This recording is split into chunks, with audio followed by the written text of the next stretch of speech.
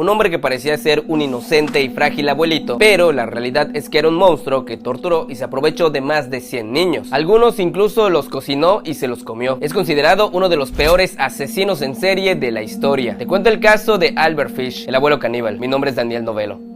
El nombre de este sujeto es Hamilton Howard Fish, mejor conocido como Albert Fish. Nació en el año 1870 en Washington, D.C., Estados Unidos. Este hombre tuvo una infancia muy difícil. Su papá falleció cuando él tenía apenas 5 años y luego su mamá lo dejó en un orfanato. En ese lugar sufría diferentes tipos de abusos, se burlaban de él, lo maltrataban, pero lo raro de todo esto es que Albert disfrutaba sintiendo dolor. De hecho, uno de sus pasatiempos favoritos era autolesionarse o que sus compañeros lo golpearan. En 1879 su mamá lo sacó del orfanato y le quiso dar una mejor vida. Lo que su mamá no sabía es que ya había algo muy malo en Albert. Cuando era adolescente comenzó a practicar la urofagia y también la coprofagia. O sea, para que me entiendan, se excitaba tocando, oliendo y hasta consumiendo orines y excremento. Un dato random que les voy a contar es que visitaba baños públicos para excitarse con los olores y los sonidos. En el año 1890 se mudó a la ciudad de Nueva York. Allí estuvo trabajando un tiempo como sexoservidor y también comenzó a aprovecharse de hombres jóvenes. Este hombre, si se dan cuenta,